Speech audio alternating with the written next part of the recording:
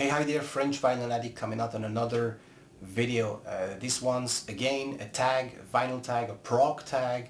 Alex came up with 20 interesting questions. Alex Beer and Vinyls got a great channel. He started on YouTube a couple of months ago, and I was introduced to Alex's channel since I've been following Sam St. John's channel for quite a while. A great guitar player. I really like when he does his private concert on Sunday evening. So yeah, great idea, Alex. Without further ado, let's start with the first one of the 20 questions, which is show a favorite debut record. I decided to go with that one, with Yes, released in 1969. It's not a pure prog album, but it's still a solid album with a Beatles cover on that, and John Anderson, Chris Squire, well, already part of the project back in the days, so this is Yes. Number two, show a prog artist or album you got into in 2023 or recently. And still, I discovered a lot of interesting bands last year. I follow Scott's the Prog Corner channel. I often participate in his live stream on Sunday afternoon, and I discover bands like Riverside from Poland. But I would go with a local band, with Morse Code. This is a band from Quebec, and Quebec produced a lot of great prog bands back in the days, back in the 70s, just like Harmonium, Manège, and Code 9, just to name a few. This is the Morse Code. This is Je suis dans le temps. Third question, Golden Jubilee, show a progressive rock album celebrating 50 years this year, and it's 1974, saw releases of great albums back in the day. I decided to go with that one, with Camel, Mirage. One of the reasons I love that album, Nimrodel, is great track on that one, and I don't often see this album or band being mentioned on the VC when it comes to progressive music. They were a great UK band in the 70s, so this is a Mirage, this is Camel. Number four, show a favorite live album, and yeah, there were a lot of great live albums. Genesis, of course, with that great intro, Watcher of the Skies.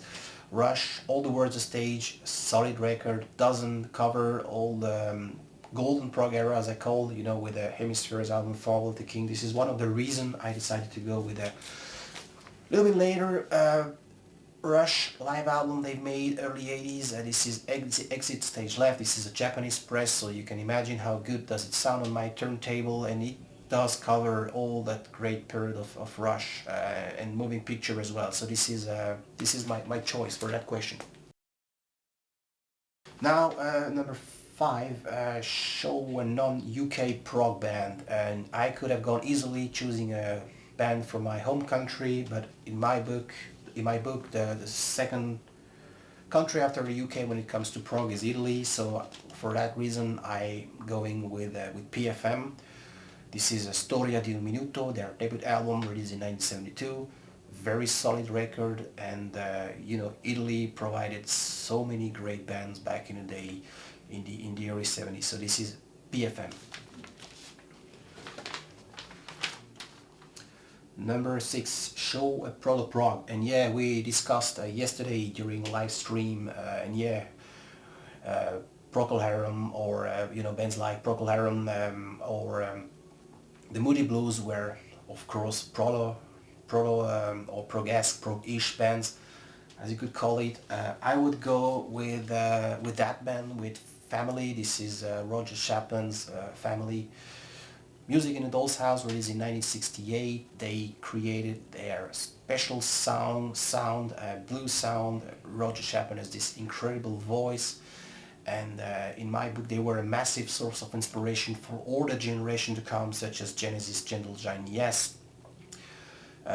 Pretty underrated band like the Strobes or maybe Fairport Convention, so for that reason I decided to go with Family. Next one, show an album with an epic song, and you know, progressive music has a lot of epic songs or tracks. I decided to go with one of my favorite prog band of all time. This is Rush, and their song Xanadu is absolutely epic. La Villa Strangiato could also have been one of my, maybe an answer to that question, but I will go with Xanadu. It's almost 12-minute pleasure. It's structure, and one of the albums that got me into Rush prog era. Next one is number 8. Very interesting question. Show an album with a proggy song from a non-prog artist. And yeah, very interesting, since there are so many to choose from. I decided to go with the only Mr. Jimi Hendrix. I won't show the cover of that album. This is I'm talking about the song 1983.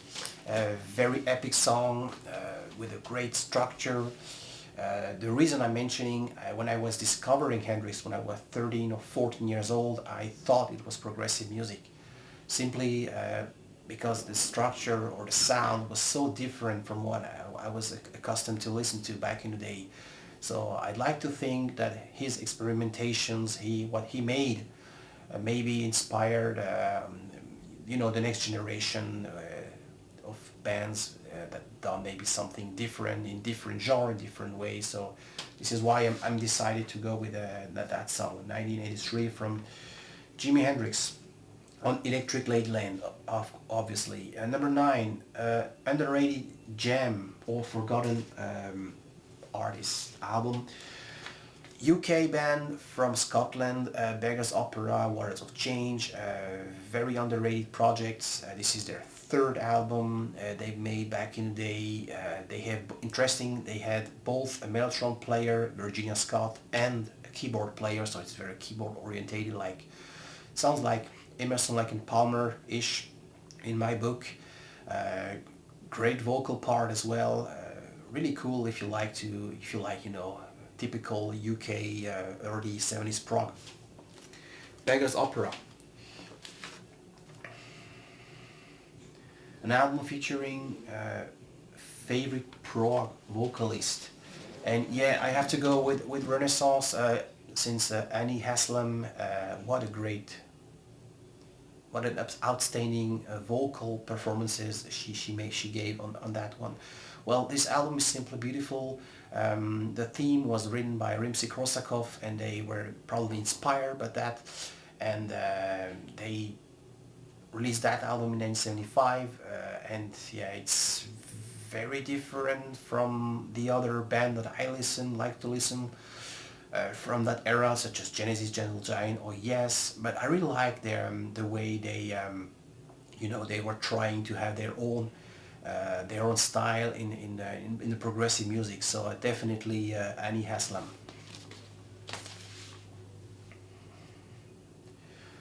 Number 11.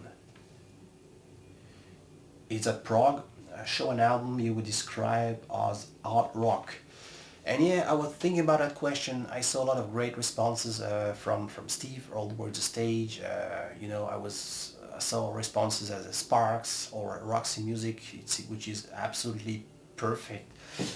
The reason I choose that one is, I was lucky. They were this exhibition, Pink Floyd, last year in Montreal, and it was really interesting to walk through these items. Pretty interesting to walk through the the imagery, artwork, every album. You had history, you had items you could really. I made a lot of pictures during that exhibition, and it's not my favorite album, but I have to recognize many artists they were involved in that project. They created something very interesting. This design artwork. So to me, this is artwork. This is Pink Floyd. This is The Wolf, released in 1979.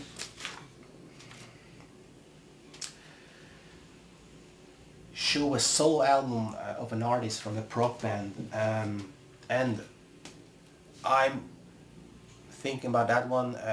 Interesting album. This is Steve Hackett, the one he made when he left Genesis It's not completely a solo album, as Mike Rutherford and Phil Collins helped on that project. Very interesting guitar album from Steve Hackett. Voyage of the Acolyte, or the Acolyte. Now, interesting question number 13. Jack of all trade, show a genre bending albums or artists. And yeah, I'm thinking about that one. This is a Donovan. This is a very underrated album. I never seen this album being mentioned on the VC. The Hurdy-Gurdy Man, he made that album in 1968. He was with the Beatles in India. He was the one who taught to John Lennon how about the picking technique on the guitar. And this album encapsulates all the trends from the time, you know, swinging 60s. You have folk songs, jazzy parts, you know, Oriental, India influences. It's a beautiful album. Every song sounds a bit different, so I would definitely go with that one. The Hurdy-Gurdy Man from Donovan. Number 14, show an 80s record. And yeah, a lot of great bands from the 80s as well. Marillion is one of them. I decided to go with Eloy. Firstly, it's a great German prog band, and they still had some success, so to say, in the 80s. Like Rush, for instance, is Planets. This is 1981. Very interesting early 80s prog genre.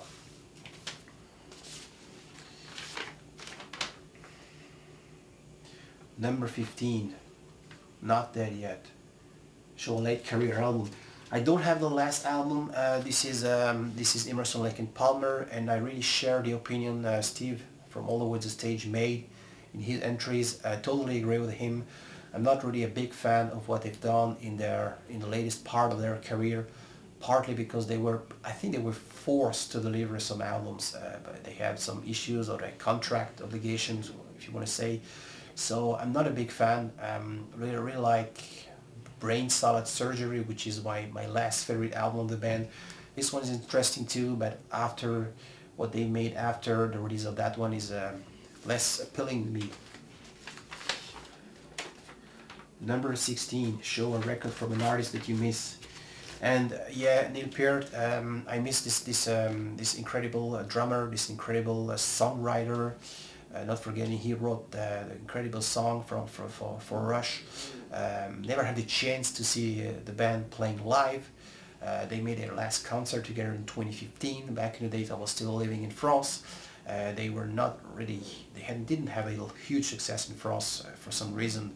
They played in Germany. I missed a couple of times the concert in Germany. So yeah, I really miss Mr. Neil Peart, and yeah, this is my favorite album, 2112, the one that got me into Rush.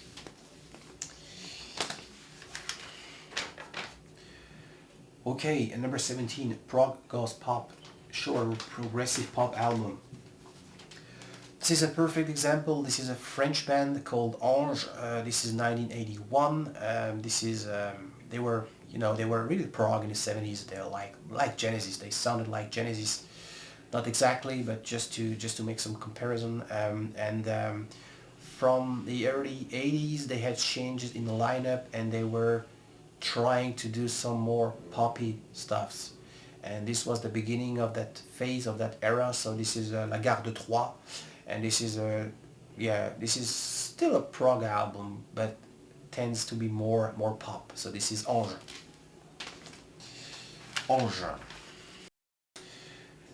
Number 18, show a prog album with a great cover. And yeah, we are staying in the French-speaking part of the world. We are going to Belgium. Machiavel, one of my favorite band. Truly say pro-progressive band. This is Jester. They made another great album called Mechanical Moonbeams. I often mention that one, and yeah, this is an absolutely great cover, great artwork. I know I've got a friend, Ben from Vinyl Mood. He loves the artwork. Often mention that. So yeah, this is a beautiful cover. This is Jester.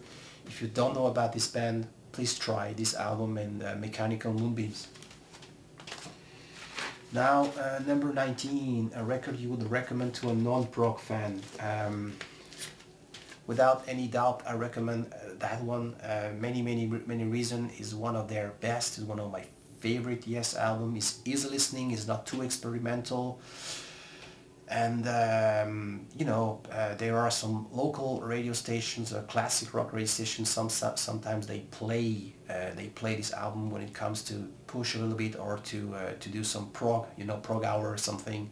So, and it's really good. And I already made the try, sending to a couple of my friends. They were not into prog, this album. I really like it. So I would say close to the age from the band Yes. And the final question, the favorite prog album of all time. And yeah, it's a hard question. You know, what is my favorite band? What is my favorite era? What is my favorite song? 70s UK Genesis, Supper's Ready equaled Foxtrot. This is clearly my favorite albums of all time. Supper's Ready is a masterpiece. I often mention about that one in my video. If you watch my video, you know how much I love progressive music. If you discover my channel, welcome to the French Vinyl Tag channel. French accent served without extra charge. And yeah, Genesis Foxtrot, masterpiece. So yeah, so this is it. Hope you like it. Thanks for watching and stay tuned for the next chapter. Bye bye.